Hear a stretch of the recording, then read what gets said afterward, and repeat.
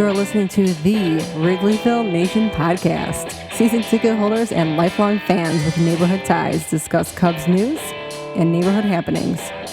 Here's your hosts, Jeremy and Pat.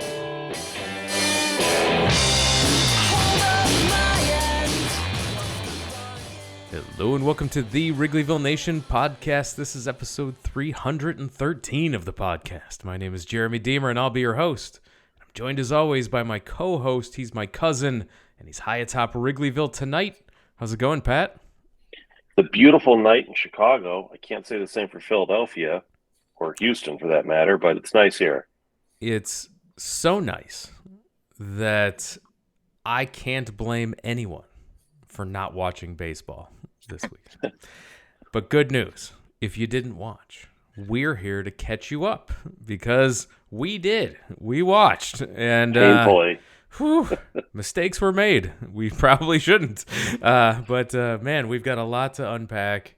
It's the time of the schedule that we said was going to be hard. We knew this was coming.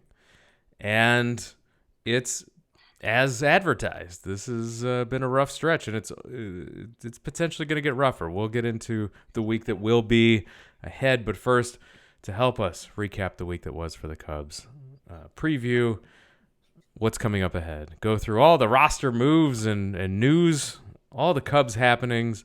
Longtime friend of the show, you know him from his Pointless Exercise podcast and Decepio.com. It's Andy Dolan. Andy, thanks for taking time out to talk Cubs with us tonight. Oh, sure. I was very, very excited to talk about their recent run of play. It's been great. The good news is they can't lose on Monday. This is true. And the recent play, we predicted, Pat, last week, optimistically. I believe you were 3-3 on your prediction last week, and I was 2-4.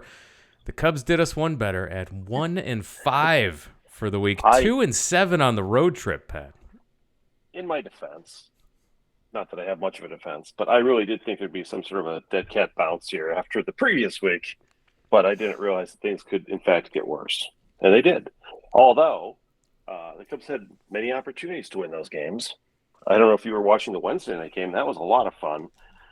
You know how sometimes you just kind of think a game is won and you're doing other stuff and it's kind of on in the background and then you look up and you're like, what just happened? Yeah. A lot of that this week. Yeah, Andy, what was we'll start with the destruction in Houston and then get through to Philadelphia here. So your thoughts on the initial on the overall road trip as a whole so far? On that Wednesday night game, I made the mistake because I had made the joke the day before about when will the Cubs reach last place? Will it be Friday or Saturday? And then we're recording the Pointless Exercise baseball podcast, and I had David Brown on, and I'm like, well, I looked up and it's 6-1 about the time we started recording. I'm like, well, they're not going to lose tonight. So they can hold last place off a little while. And then about 20 minutes later, I had to update on the podcast. Oh, by the way, they actually did lose. That was less than great.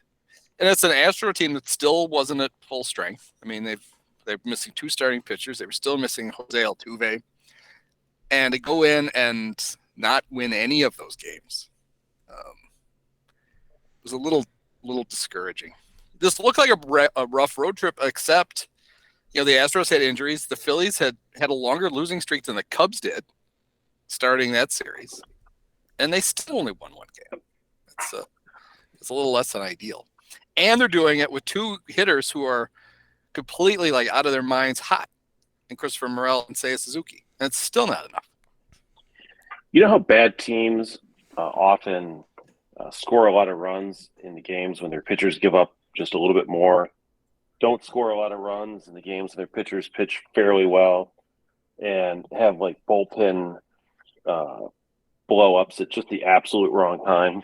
That's sort of been the Cubs the last 2 or 3 weeks here, it feels like. You just can't really get it together, and a lot of winnable games, just not able to pull it through. And, at some point, I've been critical of Ross at times, I think for good reason. But sometimes you look at the bullpen, you're like, doesn't matter who he throws in. Today it was it was Alzolay, right? Your best relief pitcher, although he, went to him early, but it didn't work. And there's just no, I mean, sometimes I say to myself, I don't know if I bring so-and-so in or Fulmer or this guy or that guy, but really everybody in the bullpen has blown up in the last 2 weeks. So it sort of vindicates Ross a little bit because everybody's bad. So, what can you do? Well, the good news, though, is that even though they lost 2 out of 3 to the Phillies, the run differential didn't take much of a hit. They outscored 15-14. So the people who are very excited about the run differential, it made it almost unscathed over the weekend. Yeah, that's another one where the run differential game is fun until it's not. And just in the last 10 days or so, the Cubs went from having the 3rd or 4th best run differential in all of baseball to still a decent run differential for a team that's a game or 2 over 500, not necessarily one for a team that's 6 games under 500, but something tells me that at the rate they're going, they're going to wipe that out pretty quickly, and then they will be a true reflection of themselves. Well, it's plus 21. Yeah. But did you know, here's a little trivia for you. Maybe you guys talked about this. In the Astros series alone, it was plus 23. If you take, not the Astros, the A's. If you take the A's series out, they're minus 2. And I think that A's series actually was the canary in the coal mine for this season. Everybody looked at that, not everybody, but many of us looked at that series, and the Cubs did so well, and Suzuki had just come back and was hot as a firecracker, and everybody hit well, everybody pitched well, and gave some false hope to people who had more level-headedly anticipated, a mid-70 win team, a 75, 76, 77 win team at the beginning of the year. But there's this false optimism that comes from winning a series against what is probably going to be one of the worst teams in the history of baseball. Ever. Yeah. So it's the only team the Cubs have a better record. I can remember that. Did you see? Everybody's passed the tweet around today. It was since whatever date, and only the A's had a worse record. The last 30 days. Yeah. The last 30 days. The Cubs are 9-20 since they left Oakland. The A's have a minus 168 run differential, speaking of run differentials, which is almost 100 runs worse than the closest team who's second worst, which is Kansas City. So what does that tell you? But it's perfect that you brought up the fact that it was kind of, I mean, we're going to look back now. It's undisputable that indisputable that that's the high point of the season. Nick Madrigal was hitting 345 when they left Oakland. He's lost 100 points off his batting average since then. Patrick Wisdom had his highest OPS of the year. He hit 2 homers in that series and drove in 6 runs. He's hit 190 since they left Oakland. I know this because this is what I've been writing about all night for the newsletter. We did. That was about the time we all convinced ourselves. The people who really wanted, who thought that Jed had really done a lot of great work in the offseason. I think he'd done some great work in the offseason. We're like, see, it proves it. In fact, I got some guy kept tweeting me after that A series. Are you going to admit you're wrong about Nick Madrigal? And I'm like, why don't we wait a week? And I was right. And then there's even the people like me who are like, they're better. Maybe this team is good enough in this awful division, to do something. And I mean, it's hard to have that optimism when you've watched them for the last 4 weeks. No, 11-6 feels like a long way away, doesn't it? Yeah, because the offense, we all had concerns that this team was going to struggle scoring runs, but good news, they're built on pitching and defense. Now, the pitching, turns out, has a lot of questions. We talked about the bullpen. They did send Keegan Thompson to AAA. They recalled Edwin Rios as part of that transaction. The starters, and we're talking specifically about the struggles of Wisniewski before he was sent down, and then Jameson Taillon. Is he bad? That's the question I have for both of you. Is he just not good? He was supposed to be the safe signing of starting pitchers for the Cubs this offseason. Is he not good? Can I make a horrible comparison Please. Of Jameson Taillon? Isn't the one I'm about to make? Go ahead, you first. Well, here's And he even talked about it, right? It's like Cub convention and then in spring training about how the reason he signed with the Cubs was when they came to him, the vaunted pitching infrastructure guys showed him the things they were going to do that was going to fix him and make him even better than he's been, which reminded me very much of John Malley fixing Jason Hayward's swing before he had ever taken batting practice at spring training. And it's much less of an investment in Jameson Taillon, but it's like, oh God, did they do it again? Did they broke a guy before he ever played for them? Will he be to Jed what Edwin Jackson was to Theo? Remember that signing, the 4-year signing of Edwin Jackson? Didn't Theo jokingly just blame that on Jed? I think he did. Like, Yeah, I think he goes, so. oh, Edwin was Jed's. That wasn't mine. Yeah. So that was their last big free agent pitching, other than Darvish, of course. Jed needs to hang Taillon around Carter. Right. Just to sign him to him. Yeah, that was Carter's big idea. That kid you've never seen before, it's him. Signed by the general manager that you've never seen before, because Jed's the one who's doing the TV. So it's been rough, and I thought when they made that signing, I wasn't super thrilled with it, but I thought, look, at least he'll be an innings eater. Mm-hmm. You're going to need a guy like that who can go out and pitch 6 innings every game. He might not, flash the, some of the high level stuff that you hope to get out of your top part of your rotation, but you could be a number 3 guy in your rotation, and it just hasn't worked out. Not only has he not been effective, but he hasn't. It's more surprisingly, he just hasn't gotten very deep into games because he throws a lot of pitches in his ineffective stints, which is all of them. And they did the weird thing with him where he got hurt, and then they were going to send him to Iowa for rehab, and then they didn't. He could do his rehab in Chicago. We'll just shorten up his starts. Maybe he got used to, diving after 3 innings, but it seems to be he's just gotten in that habit that, no matter how many pitches they give him, he's up to 90 pitches. He's still going to use that in 3 innings. So maybe he thinks that's what they're doing. They're assigning him a number of pitches to throw in the first 3 innings.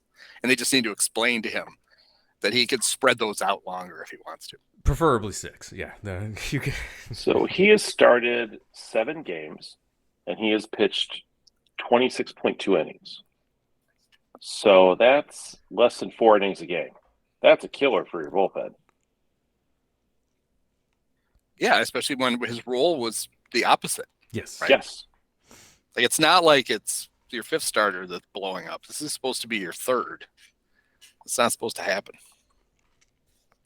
And you can't shine the spotlight on the glaring weakness that is your bullpen by bringing them in early every time you have a start. It's a double issue, having more bullpen appearances when your bullpen is bad. It will not bail you out. It will not have a good performance, as we've seen over and over again, especially on this road trip. Do you know that Michael Fulmer has pitched in 21 games this year? That's almost half the games. Does Mike Marshall still hold? It sure does. Every time I see him, the record. Like, I think Mike Marshall threw 104. Was in 104 games as a relief pitcher back in the 70s. I think that's still the record. I know Paul Ossenbacher hit 80 games with the Cubs once. I feel like Remlinger Steve Cishek was. Cishek. Right. Well, yeah, there. Cishek warmed up at least in every single game, whether he pitched or not. They'd be up 11-2 in the 8th, and he would just get up to try to beat the phone call from Joe. Although I will give Fulmer this much: he's only pitched 7 fewer innings than Taillon. Yeah, that's right. So he might catch up to him. Do you know when I got a bad feeling about Michael Fulmer? One of the first spring training games, he's pitching and he takes his hat off because he's sweaty and he shaves his head. Yeah. But he has no tan. His tan stops at the hat. And it's like, you shave your head, you need to get outside a little bit. You got to get some sun on that. How ridiculous is this guy looking in real life? Walking around with this, it looks like a cone head because he's just got the white dome on top of this. Not a good sign. And it's typical of Cub luck what is the one thing Jed's been really good at his 3 years before this is general manager was finding cheap veteran bullpen guys that he could flip or do whatever with. And now he's got a team that was supposed to be, good enough to actually, you need those guys now. And the two he picked are terrible. Brad Boxberger and Fulmer are awful. Easily the two worst out of the 4 years he's done it.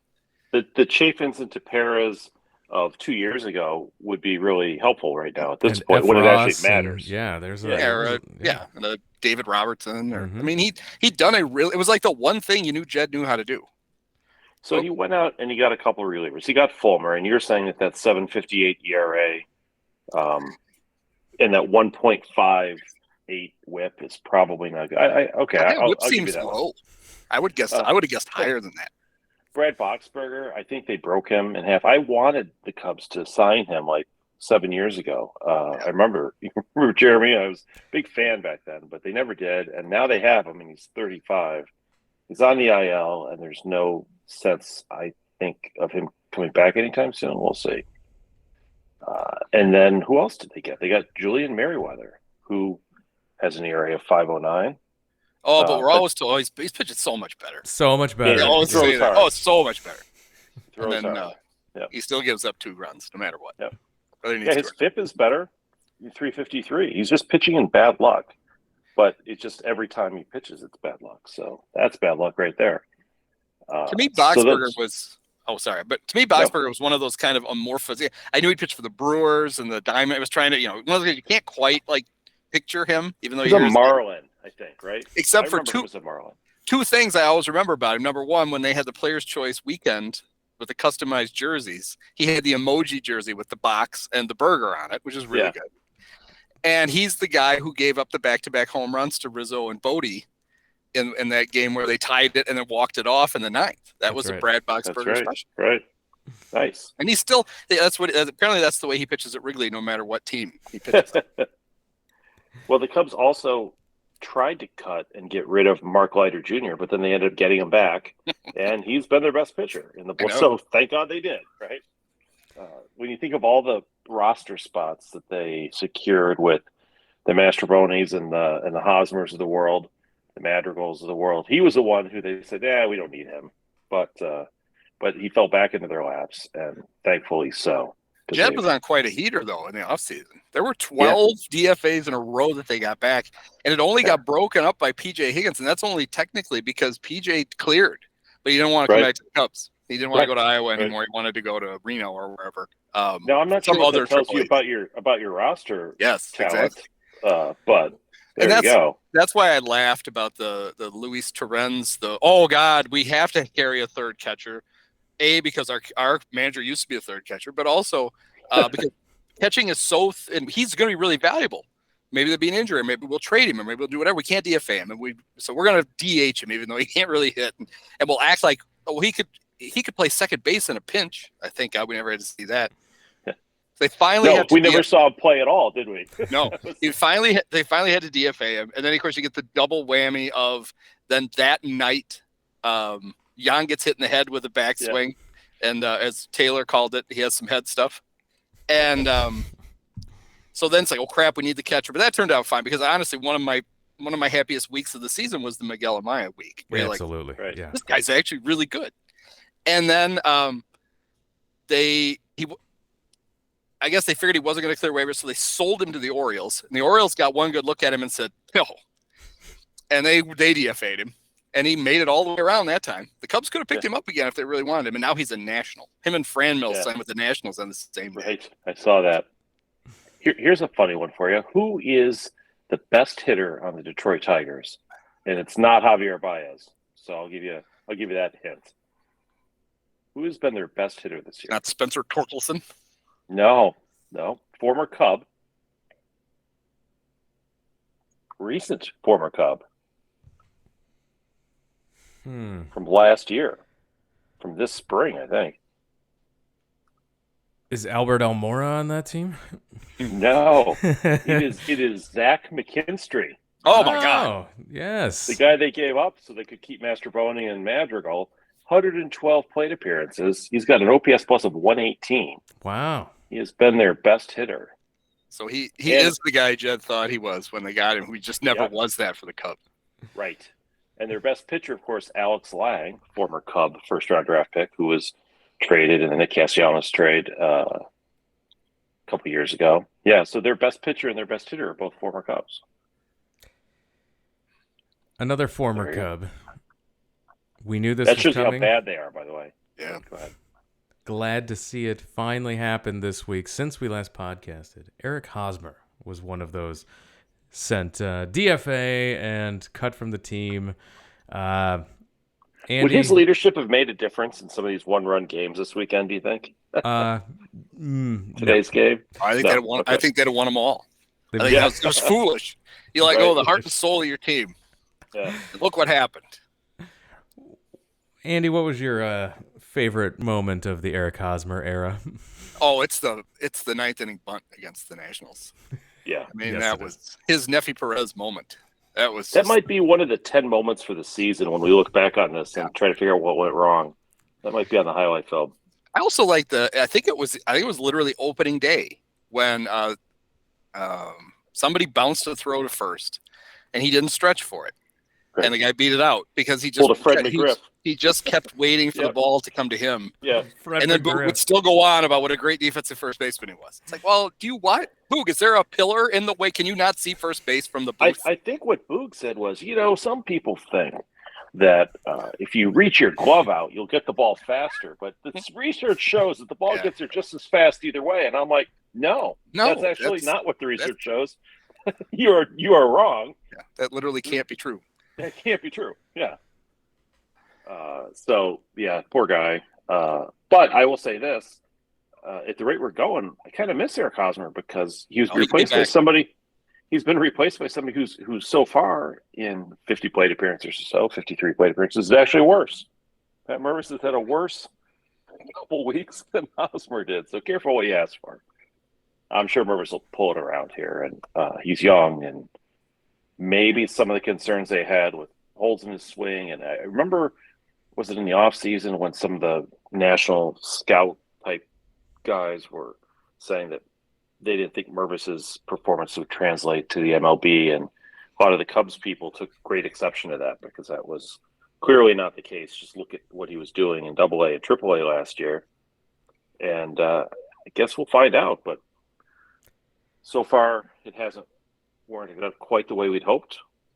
Let's hope it gets better. Well, because they need to. They can't afford to have basically every prospect come up and fail, with the exception of Morel, who they don't even want up here for some reason. Like, he's the guy who nobody thought highly of, who they didn't want here, and he just comes up and so I'm going to hit a home run in every single game. Now what are you going to do? Well, we don't have a position for you. It's like, really? Christopher Morel, the first Cub in franchise history to record 8 home runs in his first 11 games of the season. So he is second on the team in home runs behind Patrick Wisdom, who, by the way, hasn't hit a home run in a while himself. He's I think he had 3 hits this week. Jeremy, you like to talk about the Patrick Wisdom slumps. Yes, that's one of your topics. I think we're in the midst of one. Yes, and that's Morel's a streaky guy too, but so far it's been a good streak, so I'll take it. But yeah, if Wisdom and Morel both are slumping at the same time, this offense does not have a lot of power. No, not without not if Mervis doesn't get it going. That's with right. Cody Bellinger on the IL, that's another problem for the offense. That's all right though. When you play Nick Madrigal, when you have Madrigal at third and Mervis at first, you have 6 extra base hits for the entire season. Yeah, that's rough. And I think the Bellinger DIL stint actually will inure to the Cubs' benefit because without him playing, his trade value doesn't go down, right? So. Not that we're at that point in the season. We're not at that point yet. We will do that podcast later this summer where we talk about who the Cubs are trading at the deadline. That is not this podcast. I did a little bit of math today, sadly, and I realized we've played over 28% of the season. So the season's not like young, but it's not old. We're sort of in that point where we're almost by the end of May, we'll have been over 33%. We'll be over a third of the season. So you kind of figure at some point, soon, you're going to really kind of get a sense of where you're at. And right now, unfortunately, after the week we just had, Cubs are on pace to lose 92 games this year, which would be the most losses for this team in over a decade, since 2013. So I do think that we're kind of catching with their nadir right now, so hopefully it'll bounce back a little bit. But they've got 9 more games left in the month of May. And I know there are people who think that they're terrible and they're going to lose 100 games, and they're overreacting in that direction. People, on the other hand, are like, oh, they're still in the playoff hunt. They're only 5 games out. I posit this. Let's see what they do in the next 9 days. I would very much like to think that the Cubs could go at least 5-4. If they can't do that, I think we're in trouble. Well, the good news for the Cubs is they still get to play a lot of Cincinnati. They get to play Colorado. They get a lot Arizona. There's the a whole lot month of September, I think. There's a lot of bad teams still Right. to be played, and the Cubs are a 500 team. Like that's they are playing where most people predicted like in the low 80s. I think I was at 79 wins for this team. It's a team that is going to hover around 500. They're based on their schedule. Yeah, I mean, and based on their schedule, they got off to a hot start against bad teams, as we talked about, and then they're playing tough teams. It's coming back, and they're going to dig themselves a hole. They'll probably dig out of it, and we'll look around at the All-Star break, and they're going to be right around 500 or a few games below again, I think. That's just how this team was constructed. The frustrating part about it is the division is there for the taking. And if there was a little more put into it, if the team was hovering around a mark on the standings wise that said, yeah, we need to add because we can make a go for this, then that'd be one thing. But if the way that this is trending now and the way that it could be trending then if they don't get hot is this team doesn't feel like they're one that you want to add to, and that Jed's going to do that, or Ricketts is going to want to make a move there. I don't know how that's going to play if they don't have a winning record in sometime in June. They're going to start making those decisions about what they're going to do for July. If they're hovering around 500 near the trade deadline, they're going to be in the wild card race in the National League because there's not enough teams to be over 500 to fill the 6 playoff spots. I mean, right now, the Pirates are technically the second wild card team. The Pirates have 24 wins. They're going to win. They're not going to win 40 more games. No. So you can just count them out.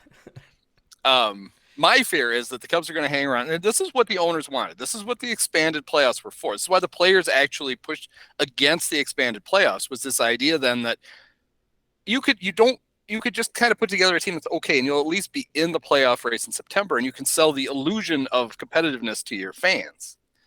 My fear is that they find themselves in that spot where because Jed has never admitted this is a rebuild, which is the most ridiculous thing in the world. He won't say it.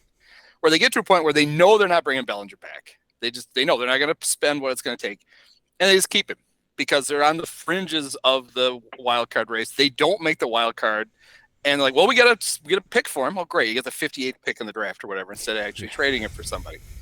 And if they're kind of close, the idea that they're going to go to Tom and go, we're going to need to add some payroll, and we know how much Tom loves to okay spending.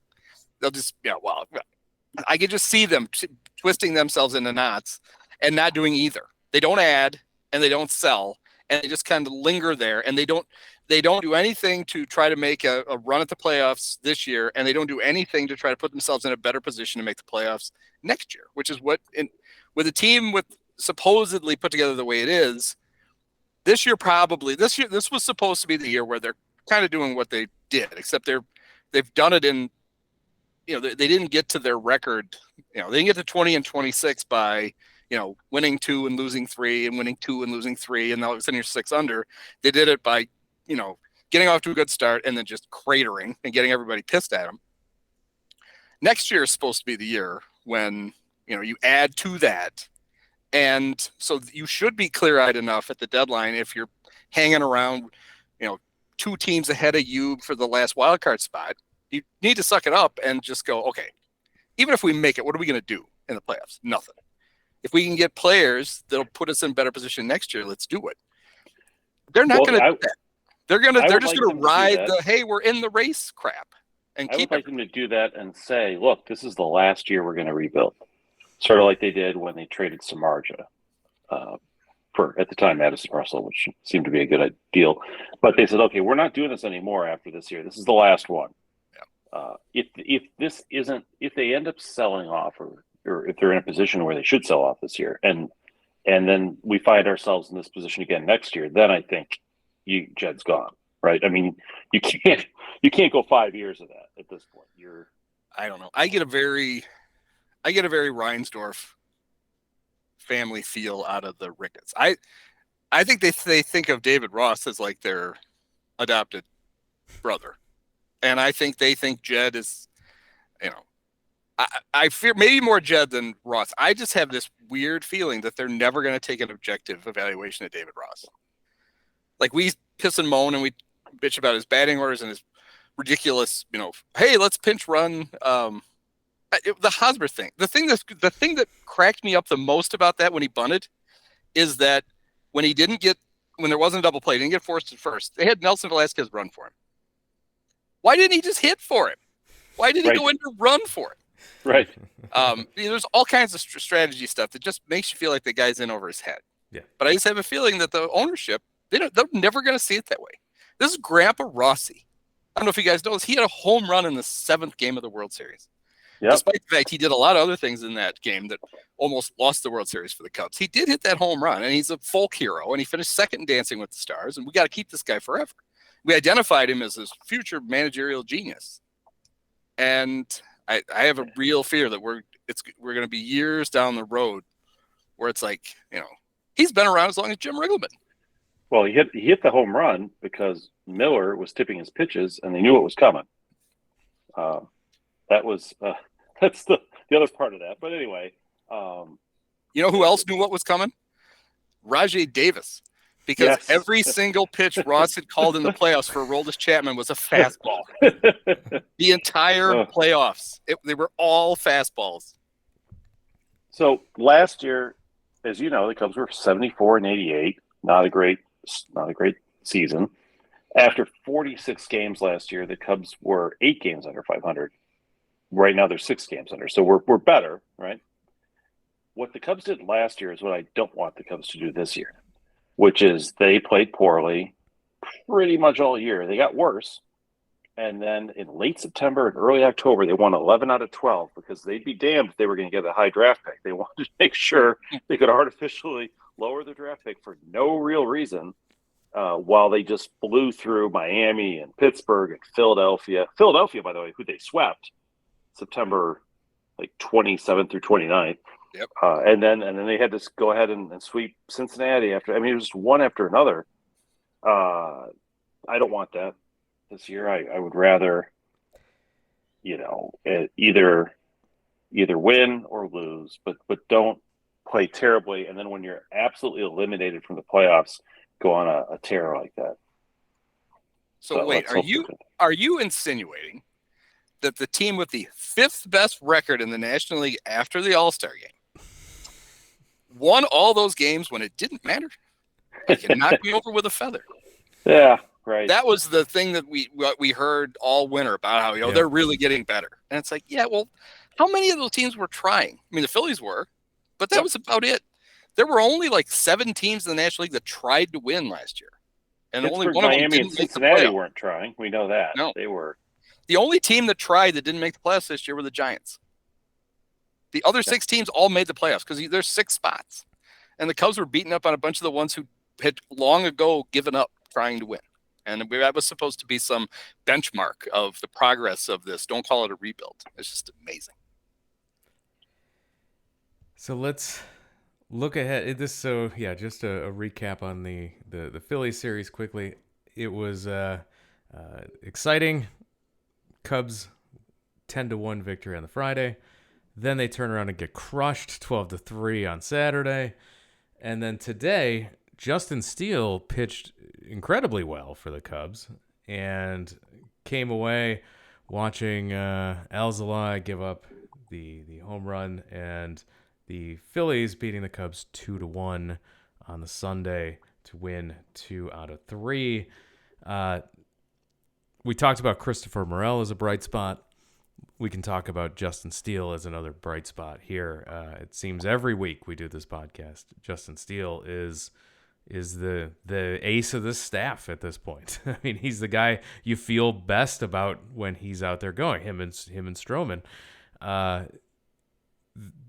You've got to be excited when you see what Justin Steele's doing and how he's doing it. He's getting a lot of he's getting outs the way that you hope he would, and he's starting to get some pretty good strikeout numbers as well. So this is your thoughts, Andy, on Justin Steele. Yeah, he's been great, and he's been great for the second half last year and the first half this year. I mean, he was really good the second half last year. And it's the thing that the Cubs never did. It's an actual homegrown pitching, like a top of the rotation pitcher. It'd be nice if they could find 2 or 3 more of those, but at least they have one. Yeah, and it's, I mean, if you only give up 2 runs in that ballpark, you need to win that game. And even with Adbert giving up the home run, sure, you shouldn't lose a game when to the Phillies when you only give up 2 runs at their park. That was the really frustrating part of it. Yeah, he's been good. Stroman's been good. The Stroman thing is interesting because he's got his own option for next year. He clearly doesn't want to exercise it, and he shouldn't. But he seems to want to stay, and the Cubs don't seem to want to negotiate a contract extension with him. So who knows where that's going? Yeah, when we talked about, if the position the Cubs are in at the trade deadline, he's a guy who they would look to move. Him and Bellinger are 2 guys that are, if they're in a position to be sellers, look out. Yeah, I feel like what Cody on the injured list has already flown to Atlanta, and he's just looking at condos. If the Cubs have anything to worry about in terms of getting worse, it's that their top 3 pitchers this year have played so well, pitched so well, Steele and Stroman and Smiley, when you look at their numbers. Yeah. Hopefully there's no regression to the mean there, but I don't know how there can't be a little bit. I mean, look, Steele's a great pitcher, but a 2.20 ERA pitcher with a whip of 1.0, Stroman at 3.05 and Smiley at 2.86 with whips equally good. I mean, they're just dominant right now. So, well, and this is a year for Steele where even if he pitches really well, you expect him to hit a wall sometime late in the year. Yep. This is the first full season of starting every 5th day. And no matter how good you are, at some point your body's like, aren't we done yet? And, he's going to run into that at some point. And they can't, because they're not playing well enough, they can't really mitigate that. They can't, pull him after 5 every once in a while just to try to save some bullets.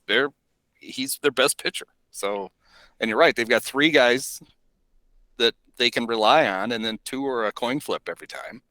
And they're going to have to ride all 3 of those guys pretty hard. Justin Steele is over half the innings he pitched last year already. Yeah. And we're not even through May. He's got 2 more starts in this month. So that is something that can be concerned about. And you hope that Wisniewski comes back and pitches better, or that Hendricks gets revived somehow and CPR and comes in and can get you a few decent starts. And the Teon eventually straightens out, which you think he would, given his track record. But the top 3 guys have been so good. If I were the Cubs, you don't want to talk about trade deadline yet because it's a long way. Well, it can happen between now and then. But the Marcus Stroman is somebody they should trade if he's pitching well and they're doing poorly, I think. Yep. I was just going to say, the Wisniewski thing, they're in a tough spot with him. He did exactly what we thought. He pitched at Iowa, and he completely dominated. He's way too good for Iowa. And there's really nothing for him to do there other than throw, get throwing in, basically. And they're going to get Kyle Hendricks back, at least for a while. So I think Hayden's going to be there for a while. And I've seen people say, well, just put him in the bullpen. And it's like, is every Cub pitching prospect going to end up in the bullpen? Is that just how it's going to work? It's like, some of these guys, you have to just put them in the rotation and let them get beat up once in a while and get through it. It's basically what happened to Steele. He had to make starts. And all of a sudden, he was pretty good. He figured it out. If you view this year as a transitional year, and everybody who predicted the Cubs would win 80, 81, 82, 83 games, that's exactly what you're saying when you say that, then you have to do that. You have to let Mervis get his brains bashed in a little bit, let Morel play through slumps, let Wisniewski get battered around a little bit, and have some good starts in between, and see what you have, for God's sake, because you need to know going into this offseason, what you have, and you got to let them play. And if they play well, who knows? Maybe catch lightning in a bottle. But if you don't give them the chance to play, you're not going to do yourself any favors by playing a bunch of guys who aren't going to be here next year. No offense, but if Mastroboni takes one at bat that Morel should be getting away, malpractice, you're really you're doing it to your own detriment. At least they brought Edwin Rios back up so that Ross can never let him bat. That was good. Yeah. I like that. That when I saw that, here's what worried me about that. Now, when Bellinger comes back and they got to find a spot for Hendricks and they have to do whatever, that's really the time for Nick Madrigal to finally go to Des Moines. I mean, he's been terrible. He's been unplayable in May, and I know they're like, "Oh, look at his defense." It's like he makes diving plays. He makes diving plays because he can't move more than one step to either side. He can't, and they're little steps because he's little. But what worried me when they brought Rios up was I could see them sending Mervis back and having Rios be like the other first baseman. And it's like the same thing with Wisniewski. It's more true of Mervis. He has nothing. He's going to go back to Iowa and he's going to hit 340. And it's like he should just be up here playing. He looked very helpless against left-handed pitching. But even against righties, when he's not, he doesn't have a tremendous amount of success, those at-bats don't look bad. We've seen it. We know what overmatched Cub prospects look like, and that's not him. So he should just be platooning at first with Trey, and you just ride it out. Not every hitter is really good right away. In fact, in Cubs history, usually the ones that start off really well end up sucking. So remember Rizzo was up and down quite a few times. He did not. So was Baez went up and down. Schwarber went up and down. Happ went up and down. Other than Bryant, everybody went up and down, except for guys who start off hot like Junior Lake and Alcantara. But we saw it happen to them. Right, like those were the guys, and even like Albert Almora. Mm-hmm. He threw out a guy in his first game, and he got a bunch of hits right away. And then teams finally figured out, just don't ever throw him a strike. Yeah, because he'll never walk. And he will hit it. Like he'll get a bat on the ball, but he won't be. But it'll be over his head, and he'll hit this slow dribbler to second base, and over and over and over again. The problem the Cubs have with Madrigal is that while his defense has been surprisingly not terrible, meaning a little bit above average, I guess, his .593 on base plus slugging percentage is pitcher-esque, like a bad hitting pitcher-esque. Yep. On a team that can't afford bad hitting pitchers in their lineup because they've already got the catcher position, and when Tucker Barnhart's in the game and some of these other players who also are doing poorly, the offense just can't afford to have a guy who can't hit at all and has no power and doesn't walk and isn't fast. He got a hit off Cody Clemens the other day. Yes. How about this? Here's a great combo for Nick Madrigal. He hits the ball on the ground literally 2/3 of the time. He has a 67% ground ball rate. And he is in the how am I going to say this right? He's in the 3rd percentile for exit velocity. In other words, 97% of the league hits the ball harder than Nick Madrigal. So he hits it slow. He hits it slower than almost everybody, and he hits it on the ground more than almost literally everybody in the league. And he hasn't hit one into the outfield on the fly all season, pretty much, right? I mean, he is, as far as I could tell, I was looking at the charts. As a Cub, he's never hit the ball with a warning track. Yeah, ever. Can't even fly out to the warning track.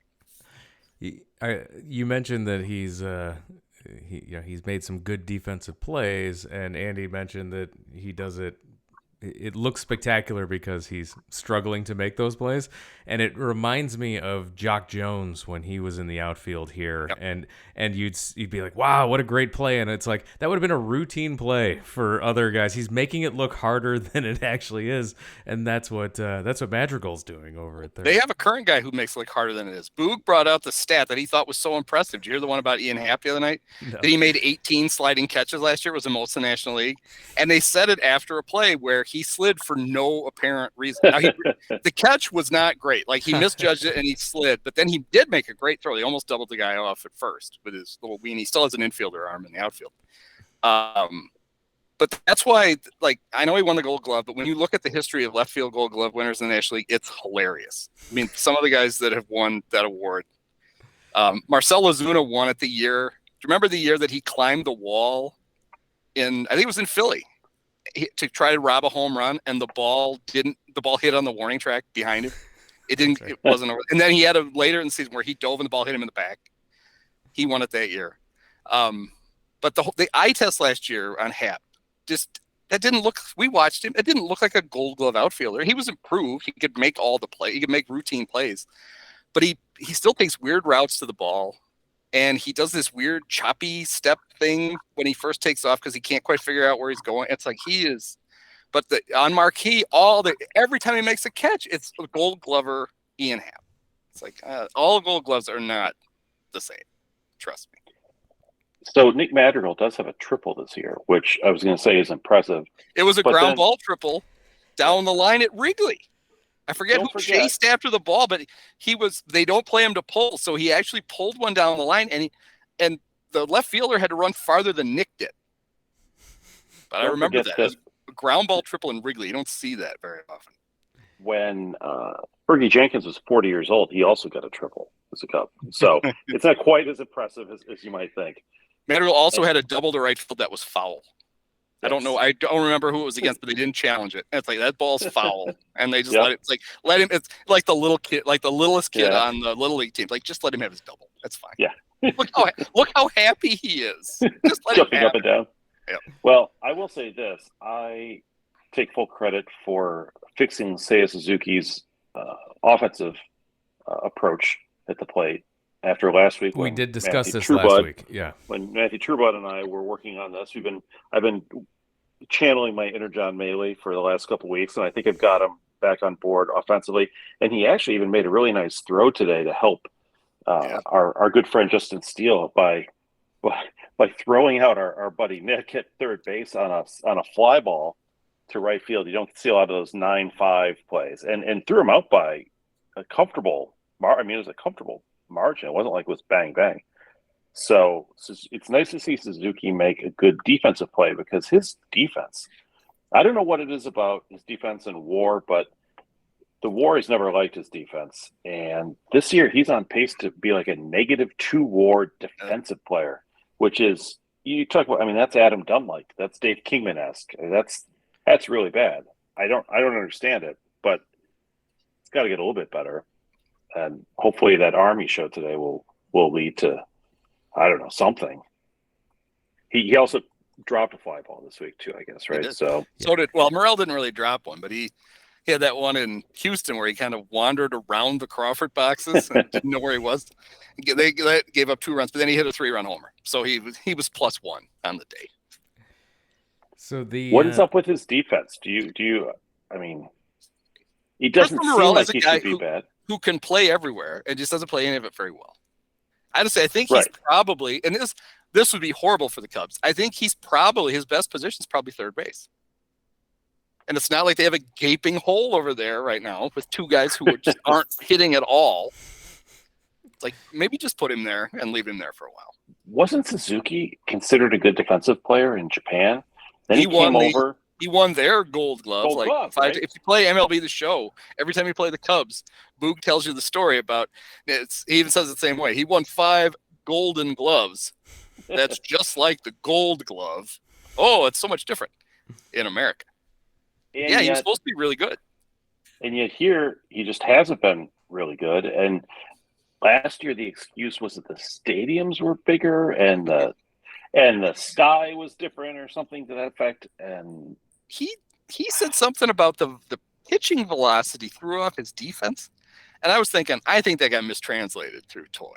I can't imagine that doesn't make any sense. Maybe I thought what he meant was guys hit the ball a lot harder in the major leagues. And so the jumps he thought were good jumps in Japan were not good enough jumps. That would make sense. How fast the pitchers throw it doesn't seem to make a whole lot of sense. Yeah. Well, let's look ahead here to the week that will be 3 games against the Mets at home, followed by 3 games against Cincinnati.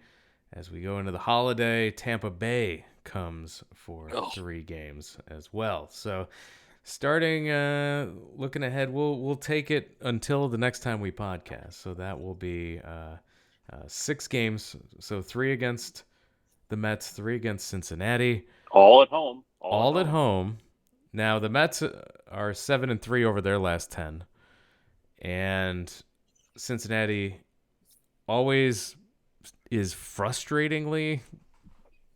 We always feel like the Cubs should beat up on the Reds, and then they lose 2 out of 3 quietly, or they have a tough time against them. So we're gonna make some predictions for this week. Andy, we'll start with you. Over the next 6 games, what do you see? They're going to be a red hot 2-4. Pat, can you redeem yourself after your predictions last week? Yeah, well, I got every week right until 2 weeks ago, and now I've been off. I'm looking at the pitchers the Cubs are going up against, both with New York and Cincinnati. Mm-hmm.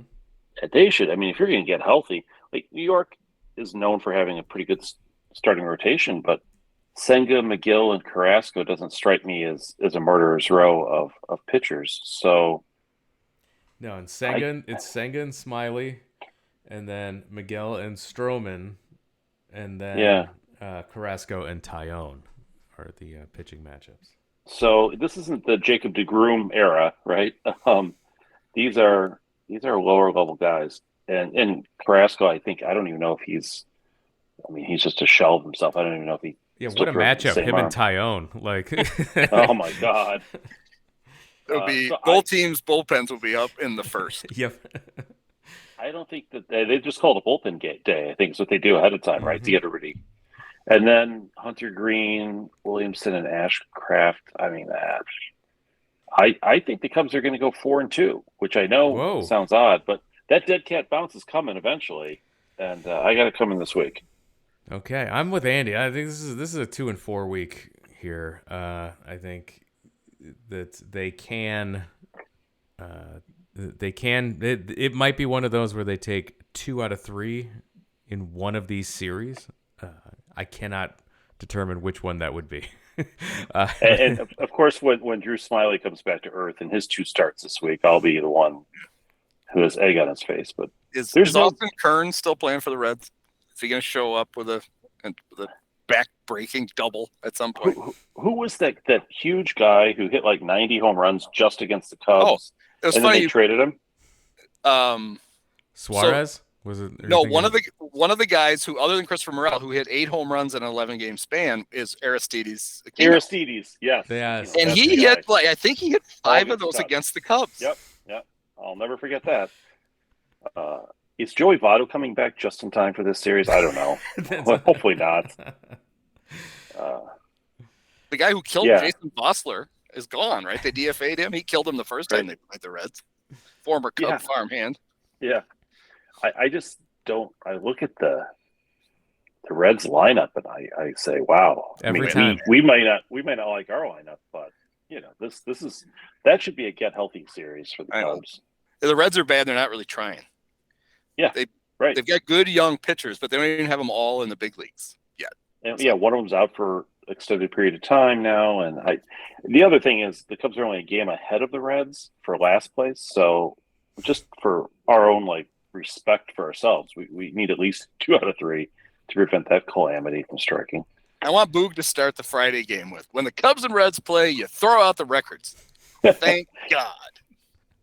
If they get through this series, including the Tampa series after that, if they get through this month, May 31st, if they get through that period, they will have played 55 games, which is over a third of the season.